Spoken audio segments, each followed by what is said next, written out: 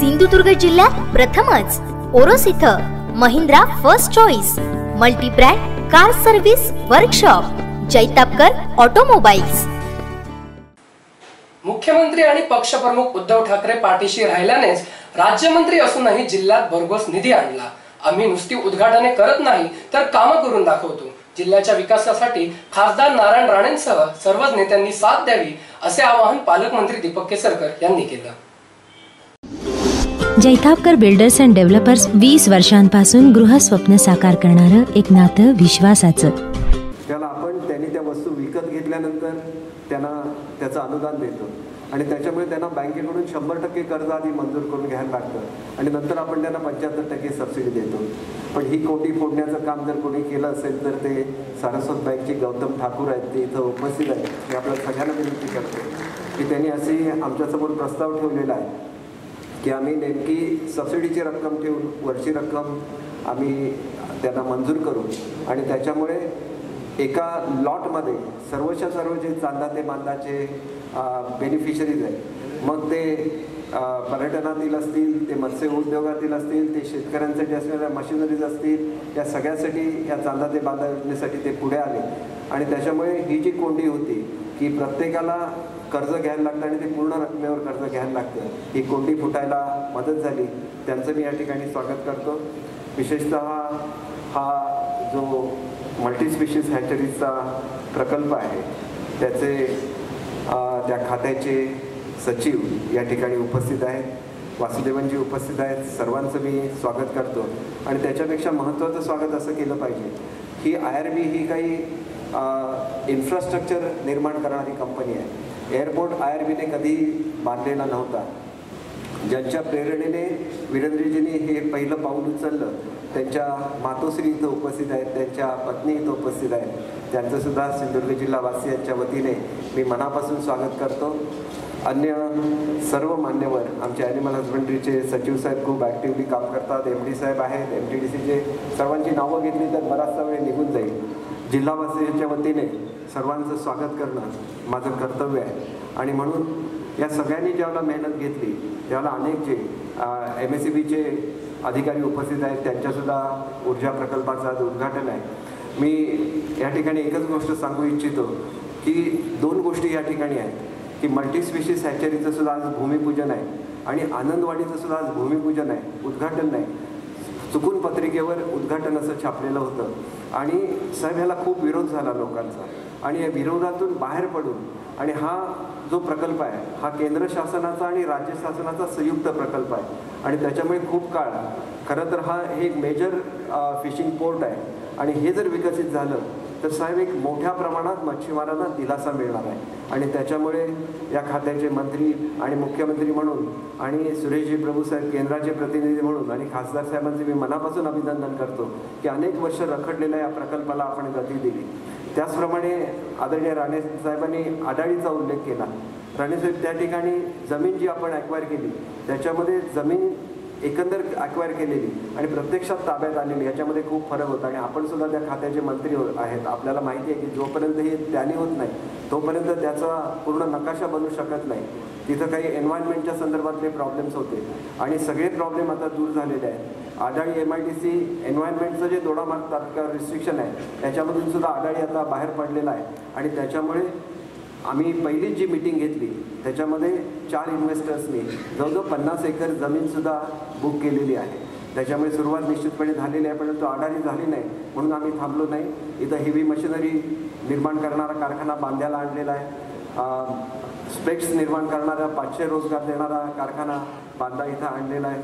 अनेक कारखाने नव्याने कुडाळमध्ये चालू झालेले आहेत आणि राणेसाहेबांनी अतिशय चांगला उल्लेख केला की पर्यावरणाला पूरक असे उद्योग आपल्या जिल्ह्यामध्ये आले पाहिजे।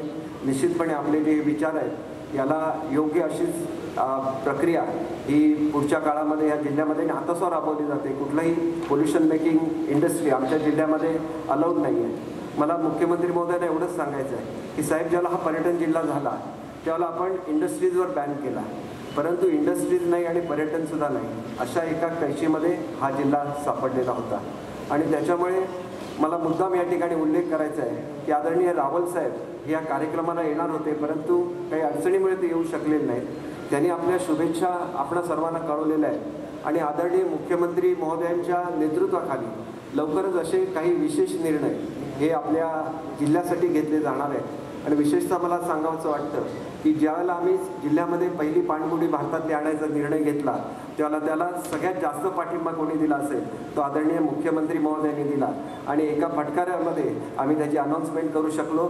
एवढंच नाही तर त्याच्यासाठी खरेदीसाठी जी रक्कम लागते ती पूर्ण रक्कम 65 कोटी रुपये आम्ही MTDCकडे जमा केलेली आहे. लवकरच ग्लोबल टेंडर निघेल आणि ही पाणबुडीसुद्धा वेंगुर्ला बंदरामध्ये त्या ठिकाणी दाखल होईल. मला या निमित्ताने एवढंच सांगायचं आहे की अनेक ज्या संकल्पना त्यापैकी एक संकल्पना ही साहेब ओशन पार्कची होती आणि मी मुख्यमंत्री महोदयांना विनंती करू इच्छितो की शासनाने जमीन ॲक्वायर करण्यापेक्षा आपण आजच जर घोषित केलं की ज्यांच्याकडे जमीन आहे त्यांना हा प्रकल्प उभारण्यासाठी जसं आम्ही आता साहेब सबसिडी डिक्लेअर केलेली आहे 35-30% सबसिडी ही आम्ही हाऊसबोट आणि अन्य ह्याच्यासाठी चांदा ते बांधामधून आपण नुसती सबसिडी डिक्लेअर करा साहेब. जमीन आणि प्रकल्प आम्ही तुम्हाला वर्ष 1.5 वर्षाच्या आत या जिल्ह्यामध्ये उभारून दाखवू जेणेकरून राणेसाहेबांचं सुद्धा जे स्वप्न होतं सी वर्ल्डचं ते सुद्धा साकार होऊ शकेल. मला एकच गोष्ट सांगायची आहे की सगळी लोक वेगवेगळ्या पक्षाची एका व्यासपीठावर ज्यावेळेला येतात आणि एकमताने जिल्ह्याच्या विकासासाठी समर्पण दाखवतात त्यावेळेला जिल्ह्याचा विकास निश्चितपणे त्या ठिकाणी होणार आहे आणि तो विकास ऑलरेडी सुरुवात झालेली आहे. मी साहेबांच्या माहितीसाठी एवढंच सांगतो की सिंधुदुर्ग जिल्हा हा भात उत्पादन करणाऱ्या लोकांचा जिल्हा आहे.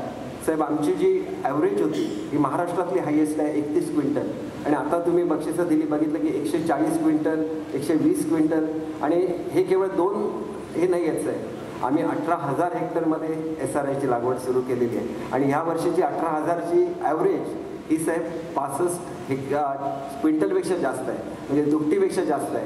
म्हणजे खऱ्या अर्थाने पंतप्रधानांचं स्वप्न साकार करून दाखवणारा पहिला जिल्हा हा सिंधुदुर्ग जिल्हा आहे एवढं मी आपल्याला अभिमानाने सांगू इच्छितो. आणि साहेब आम्ही ज्या ज्या स्कीम केलेल्या आहेत हे साधं स्केलिंग अप केलेलं आहे. ज्या मल्टीस्पेशीस हॅचरीचं आपण आता उद्घाटन केलं प्रभूसाहेबांनी सुद्धा ती हॅचरी व्हावी म्हणून खूप त्यांच्या वेगवेगळ्या डिपार्टमेंटची लोकं मुद्दाम सिंधुदुर्गमध्ये पाठवली त्याचं भूमिपूजन झालं. परंतु साहेब हे UNDPने सुरुवात केलेली होती सिंधुदुर्ग जिल्ह्यामध्ये आणि UNDPचा तो प्रकल्प ज्याला यशस्वी झाला त्यावेळेला त्याचं स्केलिंग अप झालं पाहिजे आणि म्हणून चांदा ते बांधा अंतर्गत या प्रकल्पाचा जो एकंदर 60% वाटा आहे उभारणीमधला हा चांदा ते बांधामधून त्याला देत असताना सर मी विशेषतः सुधीर मुनगंटीवार साहेबांचा या ठिकाणी उल्लेख करू इच्छितो की ज्यांनी मॅनग्रोव्ह फाउंडेशनच्या निमित्ताने आणि विशेषतः त्याच्यामागे मुख्यमंत्री महोदयांची प्रेरणा होती आणि मुख्यमंत्रींच्या वॉर रूममधून या प्रकल्पाचं नेहमी बघितलं जातं की हा प्रकल्प कुठेपर्यंत चालू झालेला आहे आणि त्याच्यामध्ये आम्ही मोठ्या प्रमाणात पिंजरे मत्स्यपालनासाठी पिंजरे मंजूर केलेले आहेत. परंतु जे बीज लागतं हे बीज आम्हाला दुसऱ्या राज्यातून आणायला लागतं. ज्याला मल्टीस्पेशीस हॅचरी या ठिकाणी होईल आणि वासुदेवनजी यांनी खूप मेहनत ह्याच्यासाठी घेतली आणि मी काही राजकीय भाषण करणार नाही परंतु प्रत्येकाचा उल्लेख आपल्याला कळलं पाहिजे की कोणी याच्यासाठी मेहनत घेतली. आणि साहेब स्वच्छ भारतमध्ये सिंधुदुर्ग जिल्हा पहिला आलेला आहे म्हणजे पहिल्याच वर्षी जर पहिला जिल्हा आला त्याच्यामध्ये स्वच्छ भारतमध्ये सिंधुदुर्ग जिल्हा पहिला आला. पण साहेब स्वच्छ भारतमध्ये सगळ्यात मोठं कॉन्ट्रीब्युशन हे सुद्धा एका सिंधुदुर्गच्या सुपुत्राचं आहे आणि ते सुरेश प्रभूसाहेब आहेत. ज्यावेळेला ते रेल्वे मंत्री होते साहेब मला पूर्वीच्या काळात आठवतं की सगळ्यात जास्त ओपन डिफेक्शन हे साहेब रेल्वेमधून होत होतं. त्यांनी बायोटॉयलेटची सुरुवात केली आणि म्हणून ज्या वेळेला मी रेल्वेमध्ये बसतो साहेब सुरेश प्रभूसाहेबांची आठवण येते की ह्यांनी हा चमत्कार घडवला आणि हा चमत्कार घडवण्याची ताकद ही त्यांच्यामध्ये आहे. त्यांनी आमच्या जिल्ह्याला जे प्रमुख जिल्हे हे राज्यामध्ये भारतामध्ये मोदीजीने निवडले त्याच्यामध्ये सिंधुदुर्गची निवड करण्यामध्ये त्यांचा फार मोठा वाटा आहे. आणि साहेब या ठिकाणी आदरणीय फडणवीस साहेबांचा सुद्धा मुद्दाम उल्लेख केला पाहिजे की त्यांनी झुकतं माग हे आम्हाला हायवेच्या बाबतीत तर दिलंच परंतु वेगवेगळे पोर्ट डेव्हलप व्हावे याच्यासाठी साहेब खूप दिलेलं आहे. मला एवढंच सांगायचं आहे की तुमच्याकडे जे जे काय मी मागतो ते मला मिळतं. तुमचा आणि उद्धव साहेबांचा सपोर्ट आहे म्हणून माझ्यासारखा राज्यमंत्रीसुद्धा एवढा मोठा निधी आणू शकतो ही वस्तुस्थिती आहे. आणि म्हणून साहेब इथं खूप निधी येत असताना तो निधी गरिबांपर्यंत पोहोचला पाहिजे आणि त्याच्यासाठी तुमच्या सगळ्यांच्याच आशीर्वादाची गरज आहे. राणेसाहेब तुमच्यासुद्धा आशीर्वादाची आहे आमच्या खासदार साहेबांच्या सगळ्यांच्याच आशीर्वादाची गरज आहे.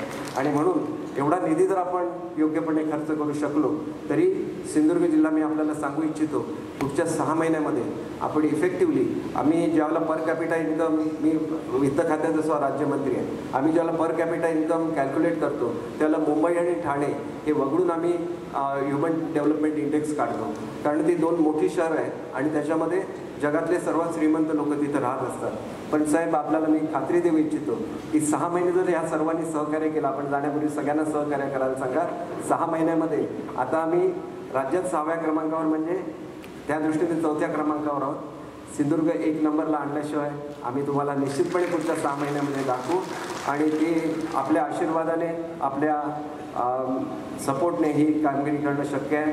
खूप मोठी मदत ही आमचे खासदार आणि सुरेश प्रभू साहेब एवढे पैसे तिथून मंजूर करतात की त्यांचं सगळं ह्याच्यामध्ये असतं, एकदम लार्ज व्हॉल्यूममध्ये. फक्त आमचीच ते स्वीकारण्याची तयारी पाहिजे आणि काम करण्याची तयारी पाहिजे. प्रभूसाहेब, जी राणेसाहेबांनी मागणी केली मी सुद्धा आपल्याकडे करतो. तुम्ही माझे अत्यंत जवळचे आहे, परंतु माझी अशी कल्पना आहे, म्हणजे मला जी माहिती आपल्या तुमच्या अपरोक्ष आम्ही थोडी माहिती डिपार्टमेंटकडून घेत असतो, त्याप्रमाणे टेम्पररी लायसन्स 6 महिन्याचं इतर फॉर्मॅलिटी पूर्ण होईपर्यंत या एअरपोर्टला द्यावं आणि एक 8-10 दिवसामध्ये, कारण या ठिकाणी IRBच्या शेवटी कसं आहे की वीरेंद्रजी उपस्थित नसले तरी वीरेंद्रजींच्या चाव्या ज्यांच्या हातात आहेत त्या त्यांच्या पत्नी इथं उपस्थित आहे, त्यांना वीरेंद्रजींशी बोलून आणि त्यांच्या टीमशी बोलून लवकरात लवकर विमान कंपनीशी टायअप आपल्या आशीर्वादाने जर झाला तर त्यांची जी मागणी आहे, आमच्या सगळ्यांचीच ती मागणी आहे, एक 10-15 दिवसामध्ये साहेब, आता ऑफिशियल उद्घाटन झालं त्याच्यामुळे आचारसंहितेची काही भीती नाही, आपण त्या विमानातून सुद्धा एकदा साहेब थोड्या वेळासाठी का होईना येऊन गेलात तर मग लोकांना कळेल की आम्ही नुसती उद्घाटनं करत नाही, आम्ही काम करून दाखवतो आणि तो संदेश सिंधुदुर्ग जिल्ह्यातल्या लोकांना आपण द्याल याची मला खात्री आहे. आपणा सर्वांना या उद्घाटनाच्या निमित्ताने हार्दिक शुभेच्छा देतो, आपले आभार मानतो आणि माझे 2 शब्द संपवतो. जय हिंद, जय महाराष्ट्र.